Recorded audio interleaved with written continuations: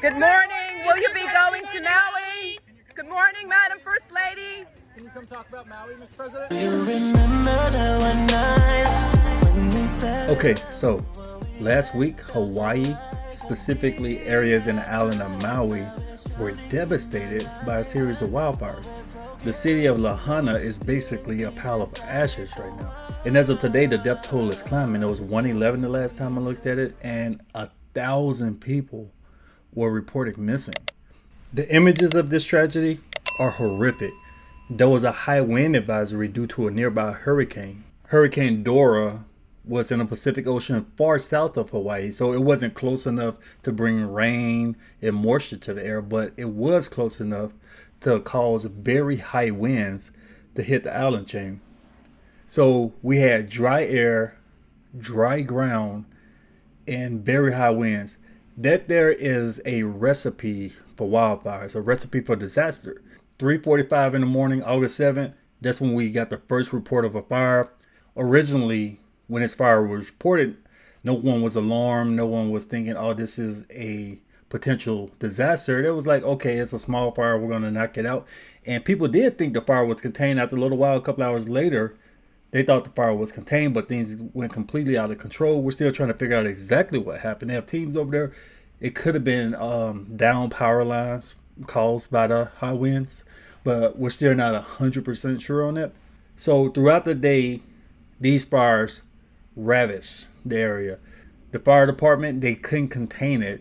So the fire swept through so quickly, it was burning buildings, cars, basically anything in its path. And one of the worst things that happened was the sirens didn't go off. The emergency warning system, I know people aren't really used to these things because you don't hear them too often, but these things didn't even go off. The government made a conscious decision to not make those sirens go off. What they did was the lieutenant governor sent warnings, text messages to everybody's phone, alerts and everything. Many people didn't get the messages. They were caught completely off guard. You sit in your house, next thing you know, a massive blaze is right down the street outside your house. And you got to try to take off, hope you don't get trapped.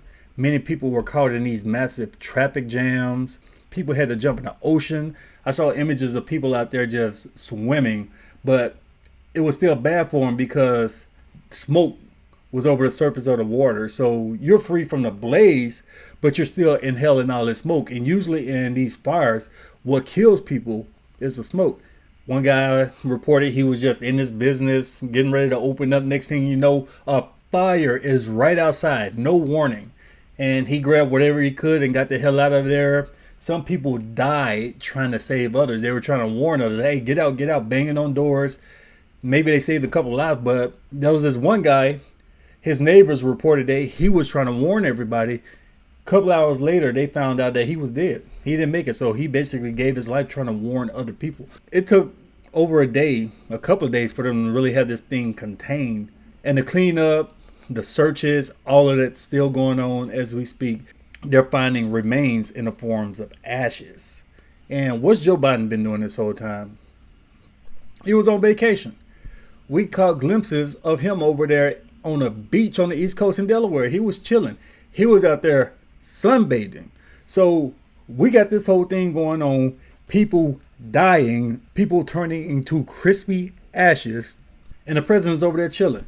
And it took this man days to actually give an adequate response to this. It took days for his team to write a script and for them to medicate him enough to actually give a response without acting like an ass, because there are images of him.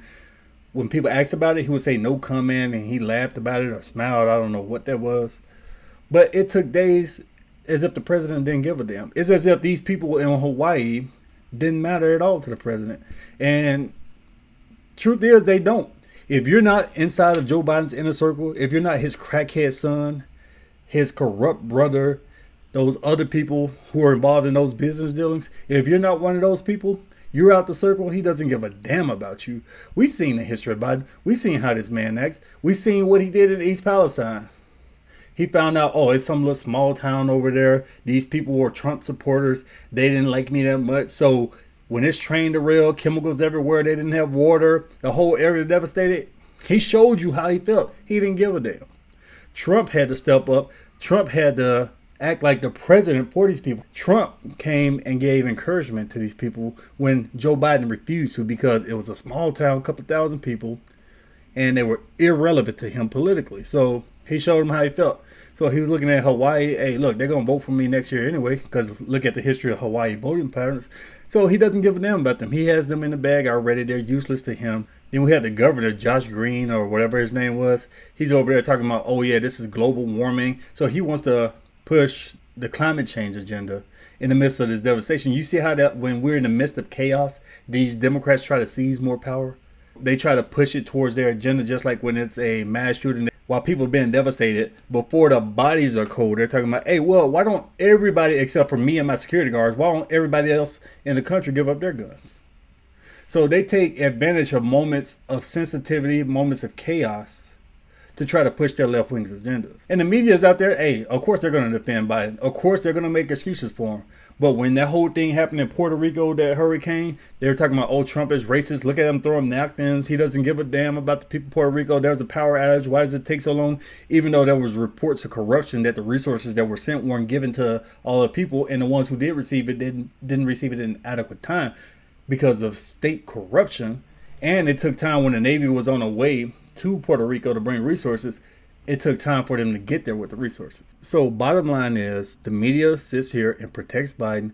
Even when Biden shows people, he shows his own voters, he shows the people in Hawaii and East Palatine that he doesn't give a damn about them. So let's take a look at this message from Trump. I would like to express my sympathy and warmest regards to the people of Hawaii, and specifically all of those who have been so gravely and irreparably hurt by the tragedy of the wildfires in Maui, something the likes of which have seldom been seen anywhere at any time. The death caused by this catastrophic event will be far worse than ever expected now that houses and cars and other areas are being inspected. The sad thing is, it should never have happened. Our government was not prepared, and very importantly, the aftermath is going very poorly, with the governor of the island wanting to do nothing but blame it on global warming and other things that just happened to pop into his head. When asked about it today, as he was getting into a car, perhaps coming home from the beach, where he has been spending a great deal of time, Crooked Joe Biden, the most incompetent president in the history of our country, with a laugh and a smile said he had no comment on the death and the tragedy. To say no comment is oftentimes fine, but to be smiling when you say it, especially against such a tragedy as this, is absolutely horrible and unacceptable. In any event, hopefully everyone will be able to pull together so that a horrible situation does not get even worse. To the families affected, I give you my love and sympathy.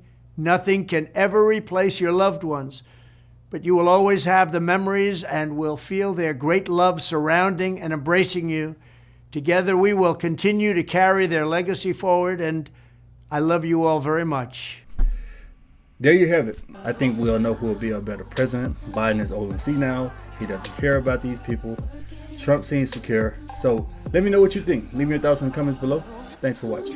Do you remember that one night when we fell in love? What we had felt so right.